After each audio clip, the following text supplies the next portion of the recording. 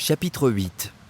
J'appris bien vite à mieux connaître cette fleur. Il y avait toujours eu sur la planète du Petit Prince des fleurs très simples, ornées d'un seul rang de pétales et qui ne tenaient point de place et qui ne dérangeaient personne. Elles apparaissaient un matin dans l'herbe et puis elles s'éteignaient le soir. Mais celle-là avait germé un jour d'une graine apportée d'on ne sait où, et le Petit Prince avait surveillé de très près cette brindille qui ne ressemblait pas aux autres brindilles. Ça pouvait être un nouveau genre de baobab, mais l'arbuste cessa vite de croître et commença de préparer une fleur. Le Petit Prince, qui assistait à l'installation d'un bouton énorme, sentait bien qu'il en sortirait une apparition miraculeuse. Mais la fleur n'en finissait pas de se préparer à être belle, à l'abri de sa chambre verte. Elle choisissait avec soin ses couleurs, elle s'habillait lentement, elle ajustait un à un ses pétales. Elle ne voulait pas sortir toute fripée comme les coquelicots. Elle ne voulait apparaître que dans le plein rayonnement de sa beauté. Eh oui, elle était très coquette. Sa toilette mystérieuse avait donc duré des jours et des jours. Et puis voici qu'un matin, justement à l'heure du lever du soleil, elle s'était montrée. Et elle, qui avait travaillé avec tant de précision, dit en bâillant « Ah, je me réveille à peine. Je vous demande pardon, je suis encore toute décoiffée. » Le Petit Prince, alors, ne put contenir son admiration. « Que vous êtes belle, n'est-ce pas ?»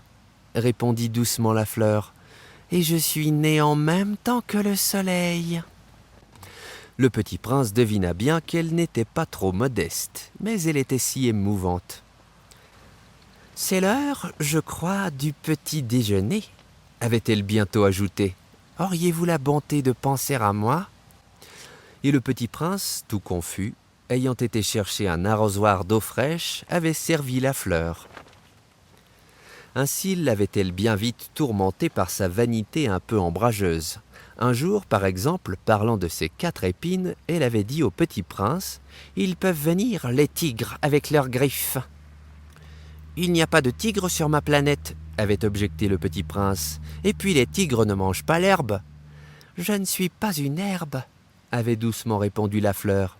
« Pardonnez-moi.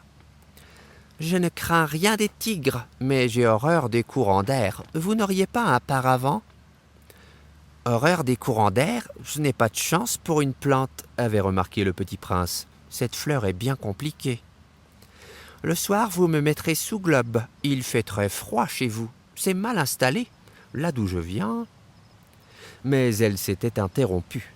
Elle était venue sous forme de graine. Elle n'avait rien pu connaître des autres mondes. Humiliée de s'être laissée surprendre à préparer un mensonge aussi naïf, elle avait toussé 2 ou 3 fois pour mettre le Petit Prince dans son tort. « Ce paravent, j'allais le chercher, mais vous me parliez. » Alors, elle avait forcé sa toux pour lui infliger quand même des remords. Ainsi, le Petit Prince, malgré la bonne volonté de son amour, avait vite douté d'elle. Il avait pris au sérieux des mots sans importance et était devenu très malheureux. « J'aurais dû ne pas l'écouter, » me confia-t-il un jour. « Il ne faut jamais écouter les fleurs, il faut les regarder et les respirer. La mienne embaumait ma planète, mais je ne savais pas m'en réjouir. Cette histoire de griffes, qui m'avait tellement agacé, eût dû m'attendrir. » Il me confia encore. « Je n'ai alors rien su comprendre. J'aurais dû la juger sur les actes et non sur les mots. Elle m'embaumait et m'éclairait. Je n'aurais jamais dû m'enfuir. J'aurais dû deviner sa tendresse derrière ses pauvres ruses. Les fleurs sont si contradictoires. Mais j'étais trop jeune pour savoir l'aimer.